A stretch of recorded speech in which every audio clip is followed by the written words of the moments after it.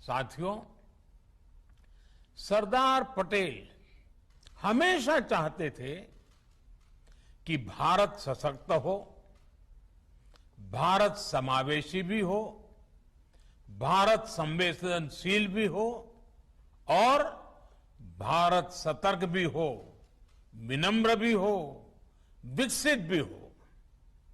उन्होंने देश हित को हमेशा सर्वोपरि रखा। आज उनकी प्रेरणा से भारत बाहरी और आंतरिक हर प्रकार की चुनौतियों से निपटने में पूरी तरह से सक्षम हो रहा है। पिछले 7 वर्षों में देश ने दशकों पुराने अवांछित कानूनों से मुक्ति पाई है।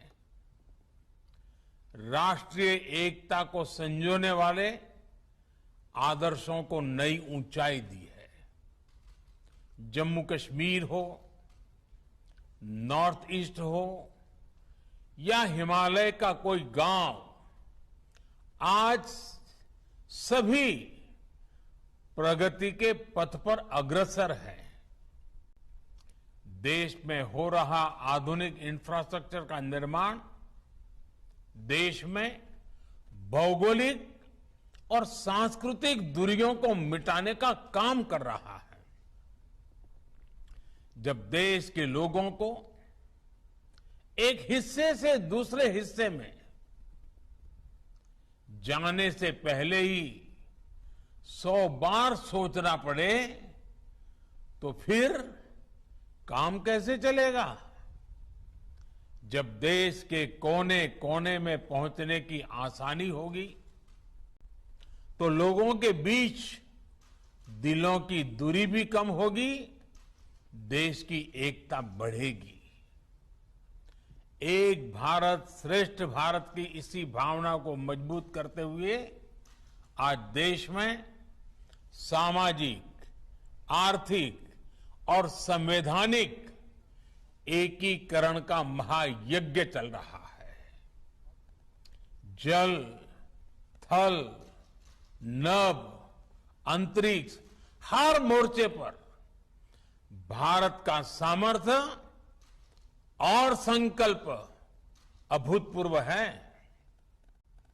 अपने हितों की सुरक्षा के लिए भारत आत्मनिर्भरता के नए मिशन पर चल पड़ा है।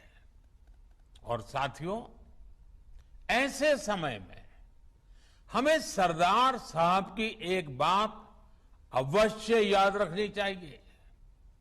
सरदार साहब ने कहा था, by common endeavour we can raise the country to a new greatness, while a lack of unity will expose us to fresh calamities.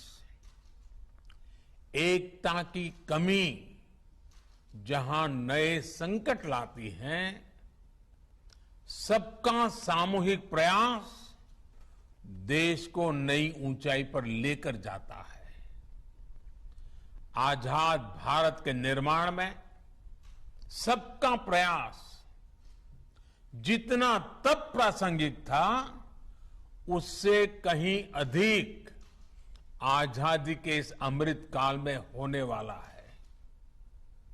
आजादी का यह अमृत काल विकास की अभूतपूर्व गति का है, कठिन लक्ष्यों को हासिल करने का है।